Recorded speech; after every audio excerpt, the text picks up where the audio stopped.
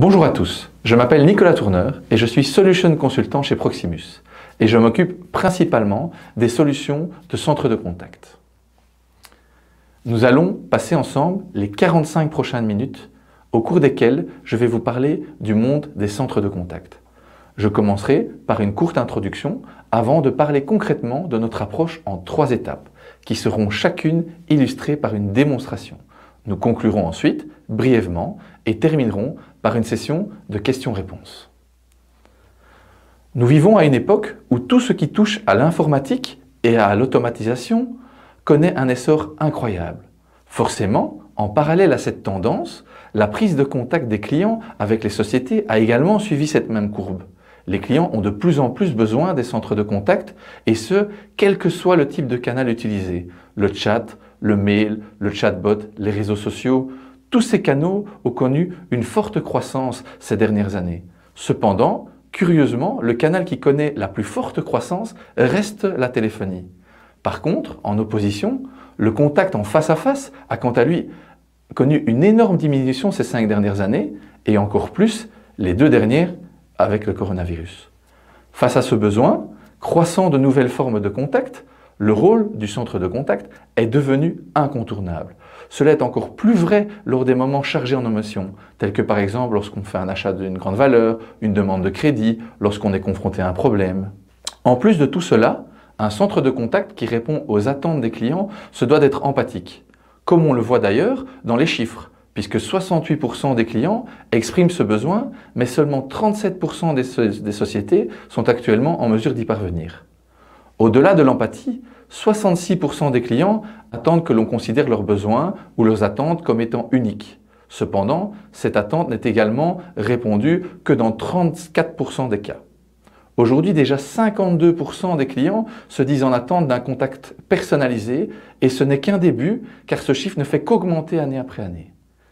65% des clients s'attendent à ce que les collaborateurs d'une entreprise disposent tous de la même information à leur sujet.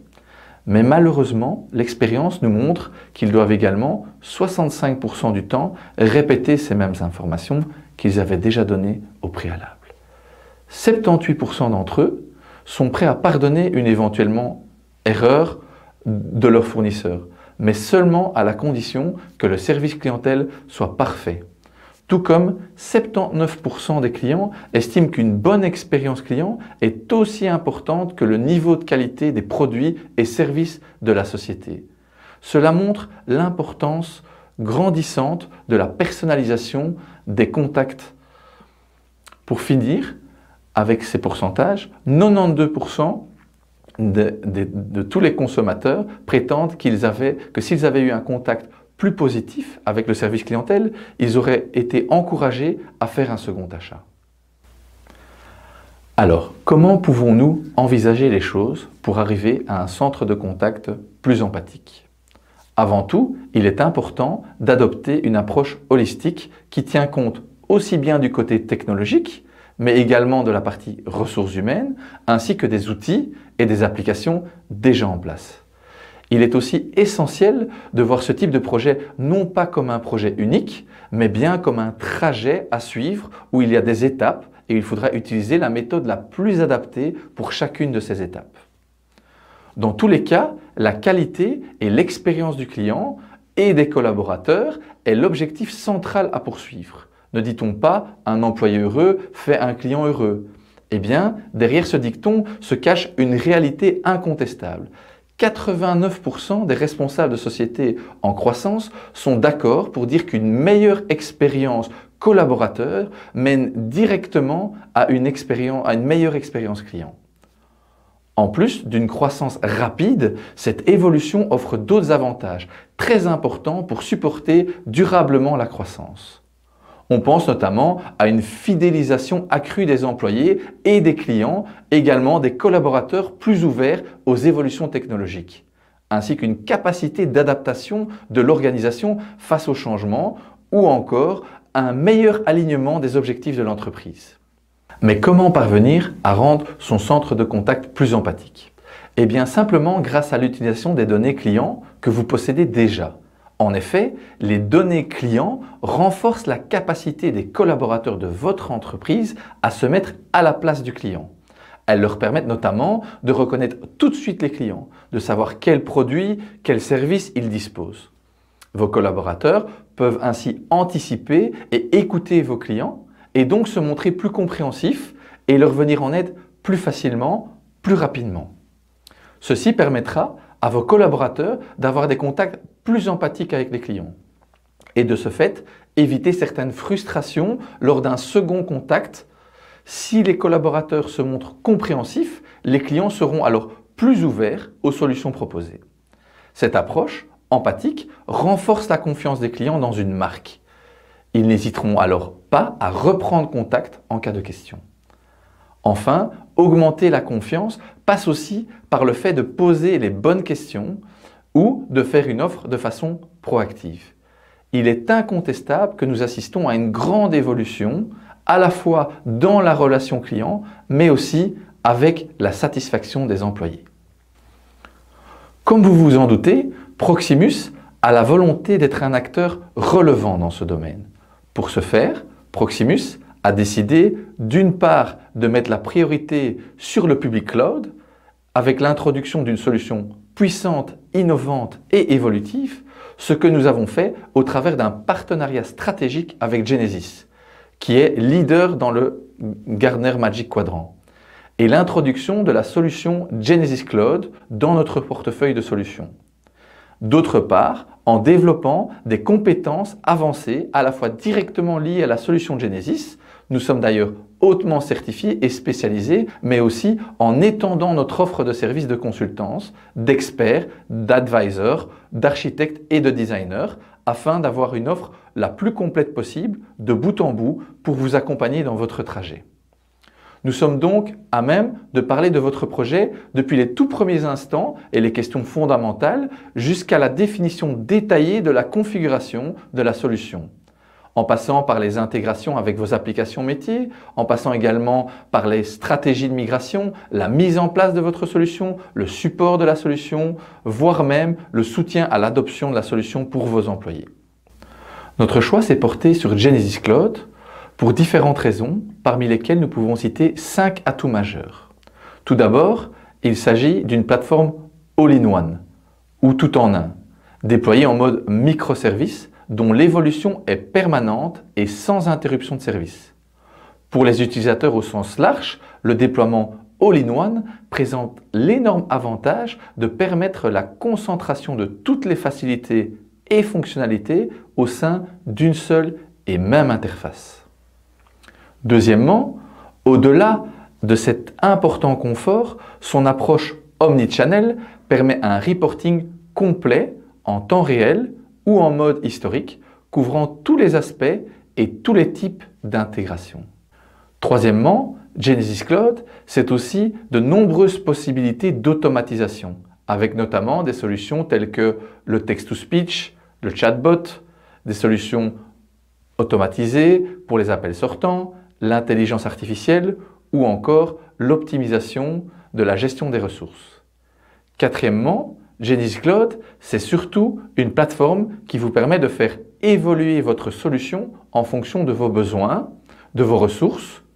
En effet, son aspect élasticité vous permet de consommer que les ressources dont vous avez besoin, et ce, sur une base mensuelle. Finalement, en cinquième point, le point essentiel, ce sont les API, qui sont nombreuses et ouvertes. Elles permettent ainsi d'intégrer au maximum la technologie avec les processus métiers et organisationnels de votre société. Pour toutes ces qualités, Genesys Cloud nous permet de vous accompagner dans votre projet à votre rythme et en fonction de vos besoins. Tant de questions, tant de concepts, mais concrètement, que représente tout cela pour vous? Où en êtes-vous dans votre réflexion? Où en êtes-vous dans votre trajet? Un des objectifs de notre webinaire est de vous aider à répondre à ces questions. Vous découvrirez comment détecter toutes les opportunités qui s'offrent à vous et identifier les défis qui y sont liés. Très vite, vous prendrez conscience de la richesse dont vos back-ends regorgent et qui ne sont pas encore exploités à ce jour. Vous serez surpris de voir toutes les possibilités à votre disposition pour rendre votre centre de contact plus empathique. Voyons donc tout ceci plus en détail. Nous construisons notre approche autour de 3 modules consécutifs axés sur l'évolution de l'expérience client et de vos employés. Nous les appellerons la fondation, le challenge digital et le renforcement des expériences clients et collaborateurs. Notre approche consiste à mettre en place des solutions technologiques au service de votre entreprise en se calquant sur les différents niveaux d'attente des clients pouvant être classés comme suit. Premièrement, la phase de la fondation qui a pour but de répondre aux attentes minimales de vos clients. On l'appellera l'incontournable, la base, le minimum olympique. Ensuite, la phase de la présence digitale qui permettra de rencontrer les nouvelles attentes immédiatement liées aux évolutions du marché et aux habitudes de vie. On l'appellera l'attente. Et enfin, la phase de l'engagement émotionnel qui met en œuvre des applications afin de créer une expérience client unique qui va au-delà de ce qu'il attendait et va dès lors le surprendre positivement. On peut l'appeler l'expérience mémorable. Lors de chaque module, nous exploitons les données clients dont le rôle est essentiel et incontournable dans la réussite de votre projet. À ce titre, il est fort à parier que vous détenez déjà au sein de votre société un grand nombre de données dont vous n'exploitez pas tout le potentiel. Mais cela peut changer dès maintenant. Ces modules veillent également à soulager vos collaborateurs. N'oubliez pas que des collaborateurs heureux influencent directement l'expérience client. Ces 3 modules vont vous être expliqués individuellement et pour chaque module, nous vous ferons une courte démonstration qui nous permettra d'illustrer de manière concrète l'impact sur l'expérience client. Avant de commencer avec la fondation, un petit mot sur le scénario que nous illustrerons lors des 3 démonstrations. Dans ce scénario, M. Moss a acheté une nouvelle télévision pour lesquelles il a droit à un cashback, à savoir un remboursement sur base d'une preuve d'achat. Une condition indispensable pour pouvoir bénéficier de ce cashback, M. Moss doit disposer d'un compte client. Si le client n'a pas de compte client au moment de l'achat, il a dû procéder à sa création pour pouvoir recevoir son code unique de cashback. Le code qu'il pourra alors utiliser pour remplir le formulaire prévu à cet effet sur le site web de la société. Il s'en suivra quelques complications qui l'amèneront à prendre contact avec le service clientèle. En fonction du niveau de déploiement de notre solution, nous observerons que l'accompagnement de notre client sera sensiblement différent. Commençons donc avec les fondations. De nombreux nouveaux canaux d'interaction sont apparus au fil du temps, ce qui forcément a fait perdre du terrain au canal de la voix. Mais la voix n'a pas dit son dernier mot. Bien au contraire, elle reste le canal majoritairement utilisé et ce n'est pas tout. Puisque depuis quelques années, on observe même une nouvelle croissance. 66% des entreprises ont connu une augmentation du nombre d'appels au cours des 2 dernières années. La pandémie du coronavirus, qui a supprimé les contacts en face à face ou les a rendus insécures, a poussé les clients à reprendre leur téléphone, notamment pour des questions avec une charge émotionnelle importante. Une voix qui répond immédiatement aux questions, aux préoccupations, a un effet apaisant lorsqu'il s'agit par exemple de modifier une réservation ou de signaler un problème. Il va donc de soi que ce module des fondations se concentre sur la voix. Le niveau d'expérience de base attendu par le client se caractérise par le fait qu'on le reconnaisse, qu'on se souvienne de lui, qu'on ne le fasse pas trop répéter, qu'on l'écoute et qu'il tire une certaine valeur de l'interaction. Durant ce module consacré à la fondation, vous serez amené à évaluer un bon nombre de choses. Quelle est votre situation actuelle, perçue ou réelle? Quelles sont les ambitions de votre projet dans la stratégie de votre société? Quelles sont les sources de données dont vous disposez, leur contenu, la qualité, leur importance? Quelles sont les compétences de vos agents? Comment sont-elles documentées, utilisées, structurées? Lors de ce module, nous concentrerons donc la majorité de nos efforts autour de 3 aspects. Premièrement, les compétences des agents et la stratégie de routage des appels. Deuxièmement, la personnalisation du contact client. Et enfin, le reporting. Commençons par les compétences des agents et la stratégie de routage des appels. Débutons et définition. Premièrement, comment qualifier au mieux l'appel dès sa réception, soit sur base du numéro, soit sur base d'un numéro interactif ou encore sur base du numéro de l'appelant.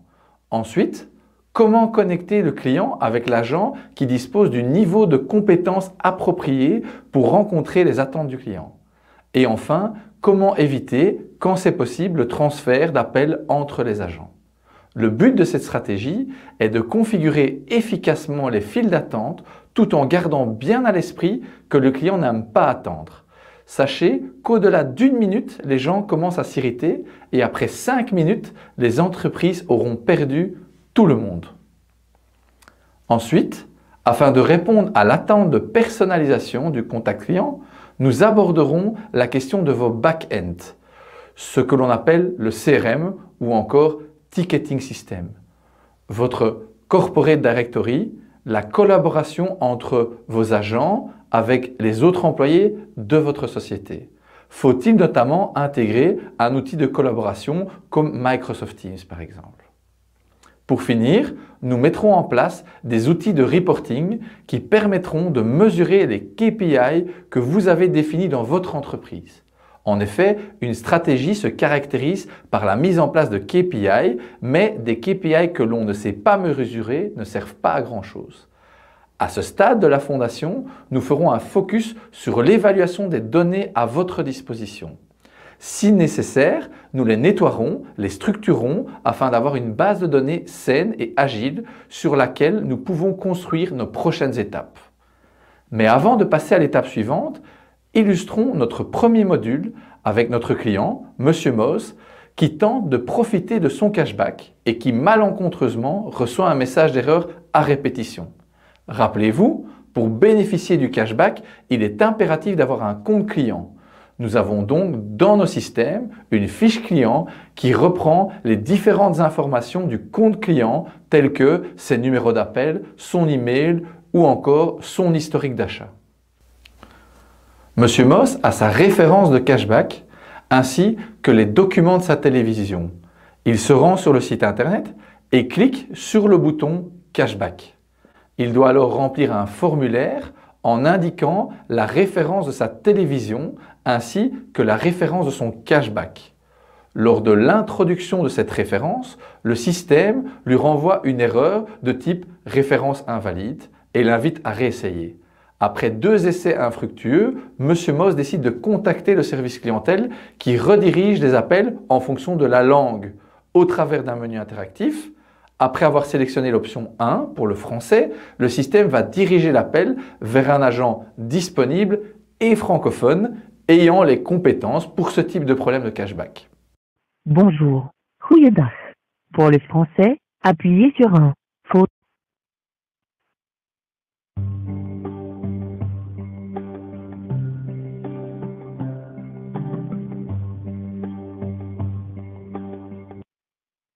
Bonjour Monsieur Maus, je suis Nicolas Tourneur du service clientèle. Que puis-je faire pour vous? Bonjour, j'ai acheté une nouvelle télévision il y a quelques jours et je souhaite bénéficier de mon cashback, mais voilà, ça ne fonctionne pas. Chaque fois, je reçois le message référence invalide. En effet, c'est pas normal, plutôt embêtant. On va trouver une solution ensemble, hein, pas de souci. Alors, avez-vous essayé de relancer éventuellement la page ou de recommencer depuis le début, où l'erreur est persistante? Oui, je l'ai fait, mais sans succès. Ok. Avez-vous également vérifié majuscule, minuscule, éventuellement, parce que je sais que les références sont un peu difficiles? Oui, plusieurs fois. Ok, on va vérifier la référence ensemble. Comme ça, vous allez me la dicter et on va vérifier qu'il n'y a pas d'erreur. Alors, c'est le W majuscule, P majuscule, X minuscule, S majuscule, tiré 04758669. Je répète. Ouais. Ah, ok. Oui, non, je vois où est l'erreur.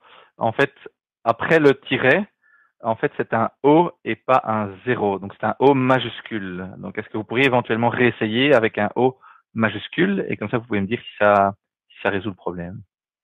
Ok, je vais réessayer avec le O majuscule. Donnez-moi une Super. minute. Oui, super. Je reste disponible. Dites-moi.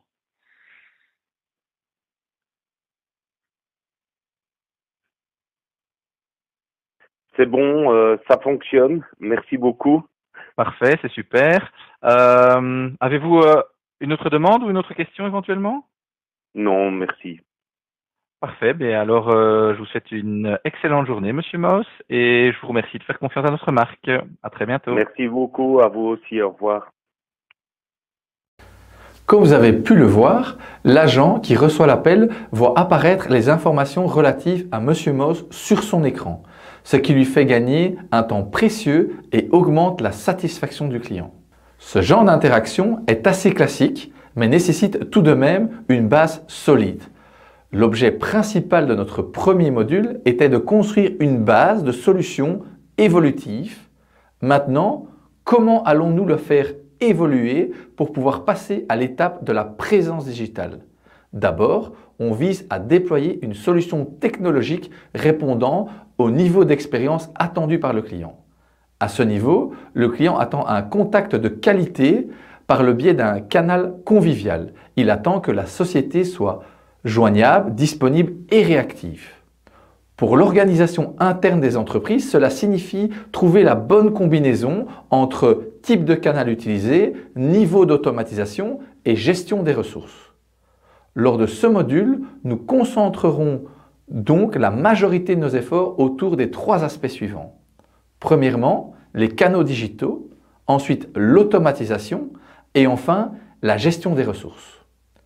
Commençons par choisir les canaux digitaux à ajouter à notre stratégie et bien comprendre quelles sont les implications de cette approche de type omnichannel en tenant compte de différents aspects, tels que le volume supplémentaire que cela va générer, les nouvelles compétences qui seront nécessaires. En effet, on ne répond pas par exemple à un chat comme on répond au téléphone.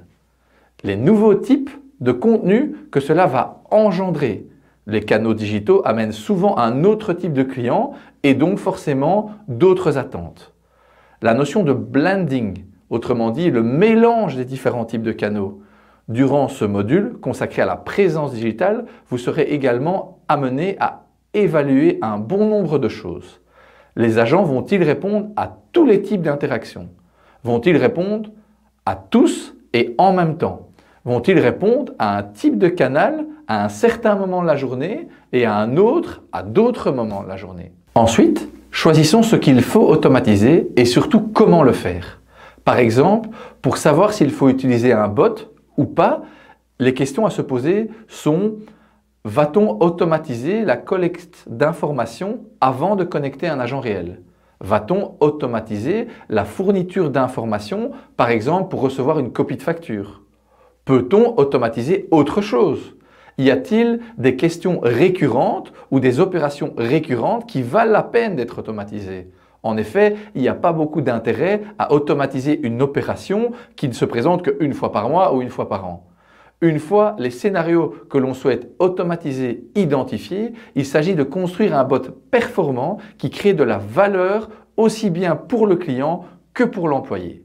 L'agent sera alors déchargé de certaines tâches répétitives sans intérêt, en pouvant mieux accueillir le client puisque les informations sont collectées et transférées à l'agent avant l'établissement de la communication avec le client. Autre automatisation possible, mettre en place un processus de callback lorsque la durée d'attente est par exemple trop longue. Cette option permettra de réduire le temps d'attente et améliorera donc la satisfaction des clients. Il faut également se poser la question d'automatiser ou non certains types de contacts au travers de campagnes d'appels sortants par exemple. Et pour finir, la gestion des ressources. Lors de l'étape de la fondation, un état des lieux a été fait, une organisation des compétences a été mise en place. À ce stade, il est essentiel de voir comment faire évoluer les ressources, à quels outils leur donner accès, quelles informations partager, exposer.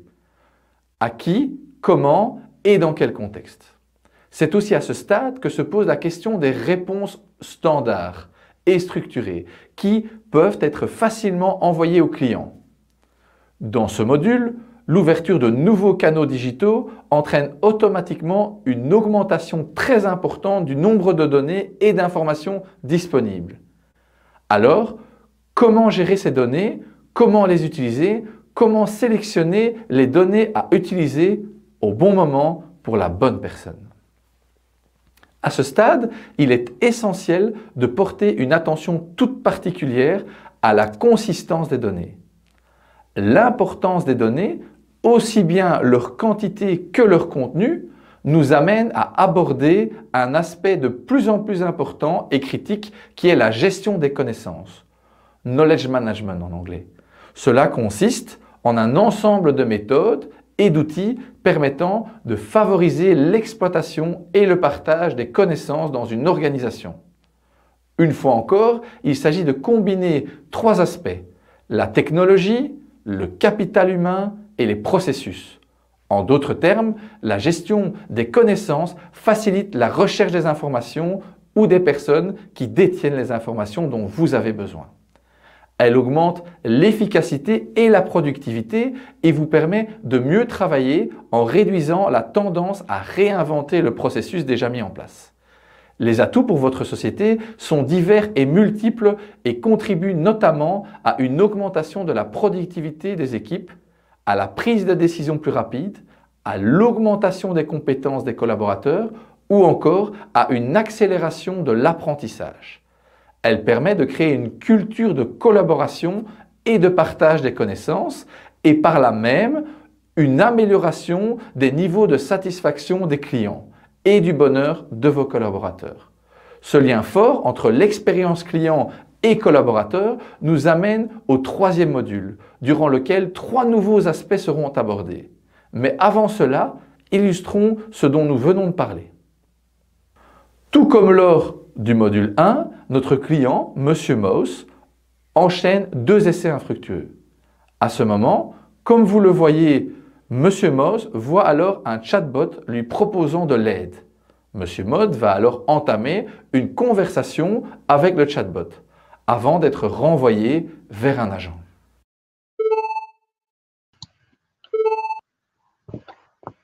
On voit ici dans l'interface Genesis que l'historique du chat est transmis vers l'agent, ce qui lui permet évidemment d'éviter de reposer un certain nombre de questions et d'éviter des redites au niveau des questions posées, de pouvoir directement capturer l'information de la référence qui a été entrée par le client et enfin de pouvoir réagir immédiatement et pouvoir corriger le problème. On voit ici qu'on utilise vraiment l'information disponible, ça évite les répétitions et ça permet au client d'être satisfait plus rapidement, plus efficacement et à l'agent de travailler de manière plus efficace.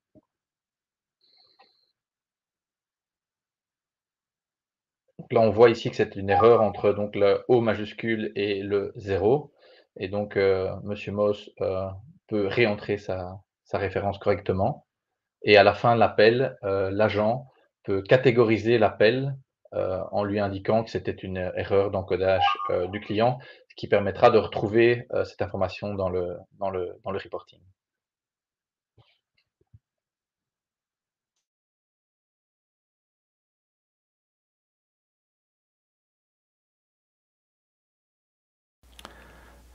L'agent qui reçoit l'interaction voit alors apparaître les informations relatives à Monsieur Moss sur son écran, ainsi que l'historique du chatbot, afin d'éviter de lui reposer les mêmes questions.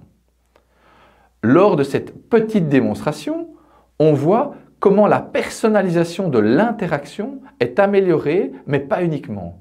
Il y a aussi un grand gain de temps et d'efficacité. Les informations du bot permettent un accueil contextualisé et d'anticiper d'éventuels problèmes. Au travers du module suivant, nous allons voir comment aller encore plus loin dans la personnalisation et l'anticipation. Alors, comment allons-nous faire évoluer notre solution pour pouvoir passer à l'étape suivante, l'engagement émotionnel? Lors de ce module, nous concentrerons donc la majorité de nos efforts autour des trois aspects suivants: la satisfaction des clients, l'évaluation des interactions, Et enfin, la création de journées, dit trajet, et l'engagement prédictif. Commençons par la satisfaction des clients. Il est important de voir et choisir quel élément prendre en compte pour la mesurer, comment l'interpréter, mettre un plan d'action afin de l'améliorer et faire en sorte que le client, en partageant des informations sur sa satisfaction, soit convaincu que l'information sera bien utilisée afin d'améliorer la qualité du service délivré. Ensuite, l'évaluation des interactions, qui bien entendu est immédiatement liée à la satisfaction. L'enregistrement des interactions est un élément clé lors de cette phase. Il permet de confronter les résultats d'enquête client avec une expérience concrète, d'aider les agents à comprendre et améliorer leur performance et de faciliter les plans de supervision et de coaching. En plus, l'enregistrement offre aussi la possibilité de garder un historique. Finalement, la création de journées, dit trajet, et l'engagement prédictif, qui consiste à ne pas réagir à une demande du client, mais plutôt à anticiper sa demande et lui proposer une expérience différente. Cette nouvelle façon de gérer le service à la clientèle ne serait pas possible sans l'utilisation de l'intelligence artificielle. Une fois encore, les données, leur qualité et quantité jouent un rôle essentiel dans le succès de ce type de solution. L'intelligence artificielle ne vise pas à remplacer les humains, mais elle est conçue pour améliorer considérablement les capacités et les contributions humaines, ce qui en fait un actif opérationnel très précieux. Le potentiel de l'intelligence artificielle est immense. Une étude estime que la combinaison de l'intelligence artificielle et de l'humain peut augmenter la satisfaction des clients de 61%, l'efficacité opérationnelle de 68% et la productivité des agents de 66%. L'intégration de l'intelligence artificielle dans le fonctionnement de votre activité est probablement incontournable à terme. Nous ne sommes encore qu'au début de cette nouvelle ère. Avant de conclure, voyons donc à quoi ressemble l'expérience de M. Moos lorsque nous mettons en œuvre l'engagement prédictif. Dans cette illustration, on peut voir une anticipation des besoins du client.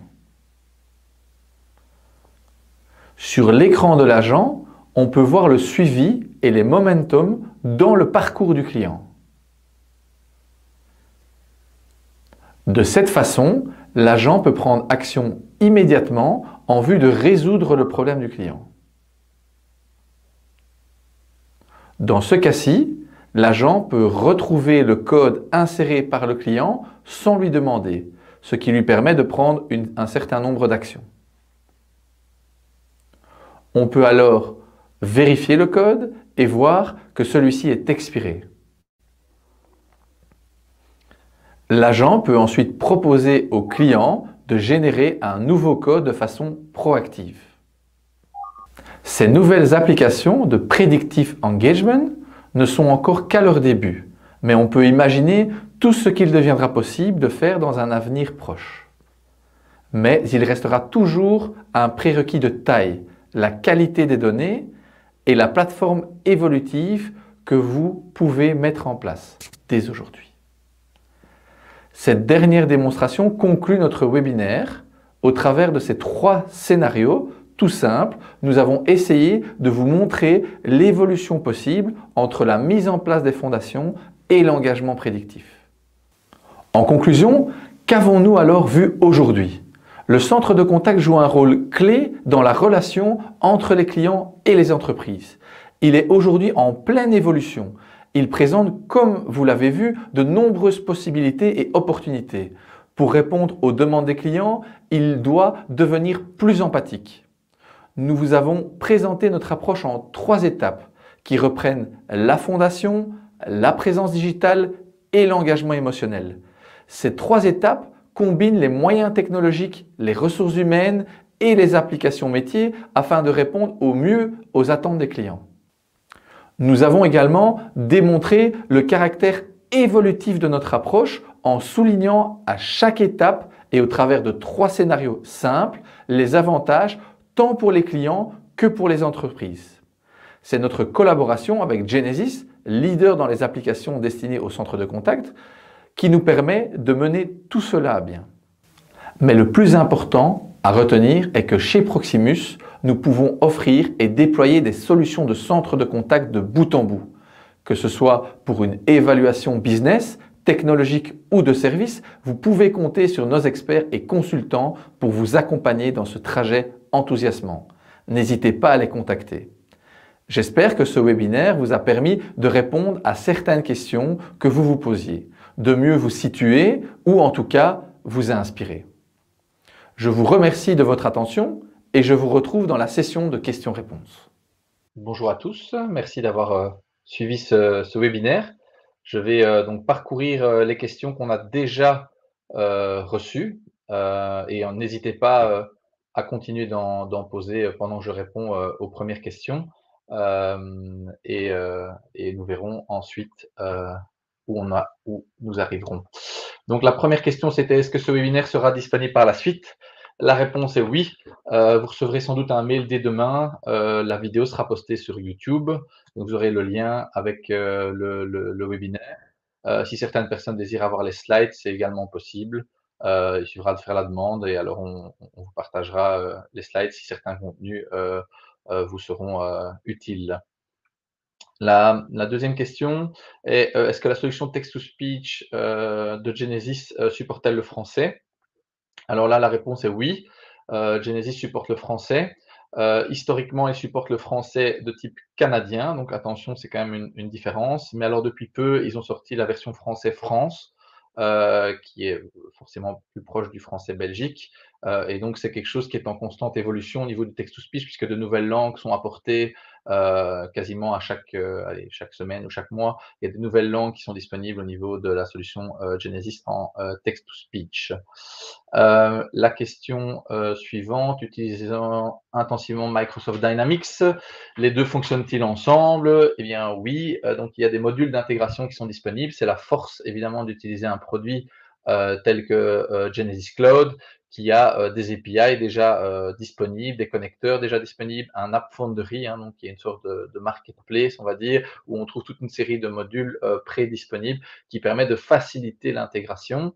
Intégration Microsoft Dynamics est disponible également dans les deux sens. Ça veut dire que soit on intègre les données d'une base de données Microsoft Dynamics dans le tool de Genesis au niveau de l'interface agent, soit on peut également travailler dans l'autre sens en utilisant l'interface Microsoft Dynamics et donc injecter des boutons de login, logout, etc., des agents directement dans Microsoft Dynamics.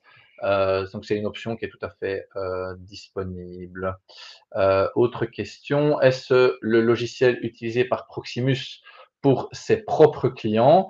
Eh bien, chez Proximus, on utilise Genesis depuis très très longtemps, hein. On a un client historique de Genesis en interne. Il faut savoir qu'on utilise Genesis Engage et donc pas Genesis Cloud, puisque Genesis Cloud n'existait pas en fait au moment où on a démarré notre collaboration avec Genesis. On est en train d'analyser évidemment pour pouvoir aller full cloud, mais aujourd'hui on a beaucoup de back-end intégration qui nécessitent de travailler avec Genesis Engage et non pas avec Genesis Cloud, mais les deux produits sont équivalents. Une autre question de Monsieur Deroubet. Quelle solution de VoiceBot est intégrée dans cette solution? Alors au niveau du VoiceBot, on travaille avec pas vraiment un third party, mais également ce qu'on appelle le App Foundry. Donc, on va aller chercher en fait des modules complémentaires qui permettront de faire du chatbot. Dans notre démo, on a utilisé ChatLayer notamment pour pouvoir faire la partie que vous avez vue au niveau du chatbot et l'intégrer dans la solution. La partie intégration est très simple entre guillemets puisque elle est faite de nouveau sur base de OpenAPI, donc ça ne demande pas de demander un développement particulier pour pouvoir avoir un chatbot ou un voicebot en l'occurrence. Nombre d'éléments d'intégration avec le client semble être géré stocké dans Genesis. Cela devient un nouveau container parallèle à Salesforce. Alors, pas du tout. En fait, les intégrations permettent d'aller directement écrire du côté de là où on fait l'intégration. Dans le sens où si on fait l'intégration Salesforce ou Microsoft Dynamics ou autre, il est possible que Genesis aille écrire directement à la source afin d'utiliser qu'un seul endroit au niveau de l'intégration des données, donc qui permettra d'être plus autonome, on va dire, et de ne pas justement avoir cette information dans 2 systèmes différents. Une question de Monsieur Pouquet, le flamand est-il également reconnu en text-to-speech, speech-to-text? Là, on a la même problématique, on va dire, qu'en français, dans le sens où il y a du néerlandais, mais c'est pas du néerlandais type néerlandais Belgique, mais plutôt néerlandais hollandais, on va dire. Et donc là aussi, c'est quelque chose qui est en constante évolution et qui sera supporté dans le futur. On a des clients aujourd'hui qui ont déjà ce besoin, évidemment, hein, de text-to-speech en néerlandais. Et là, on travaille également avec des third parties ou même du Google AI ou des choses comme ça, Google Voice, qui permettent, eux, de supporter le néerlandais belge, hein, donc au sein de l'interface. De nouveau, ces intégrations sont faisables également, ou des outils tels que Acapella, Nuance supportent le néerlandais belge par rapport au néerlandais hollandais. Voilà, j'ai essayé de répondre rapidement pour pas oublier de questions. Je vérifie que j'ai rien laissé passer. Si vous en avez encore, n'hésitez pas. Je vais attendre encore 1 ou 2 petites minutes, voir qu'il n'y a pas d'autres questions qui arrivent.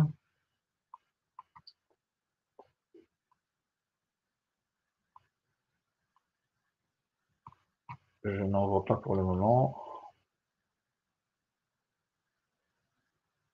En tout cas, il ne faut pas hésiter à nous contacter, hein, donc moi-même également mon équipe, afin de pouvoir répondre à d'autres questions ou avoir une démo plus interactive, heu, personnalisée pour chacun d'entre vous.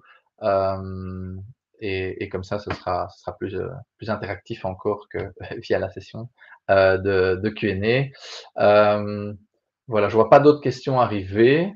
Donc je pense qu'on va clôturer ici. Je vous remercie à tous d'avoir participé et j'espère que ça a été intéressant pour vous de suivre ce webinaire. On va faire d'autres webinaires aussi dans le futur. Donc n'hésitez pas à suivre. On enverra des mails d'invitation évidemment au fur et à mesure. On va essayer de faire ça de manière plus fréquente. Voilà. Je vous remercie et je vous souhaite une excellente journée. Merci beaucoup. Proximus.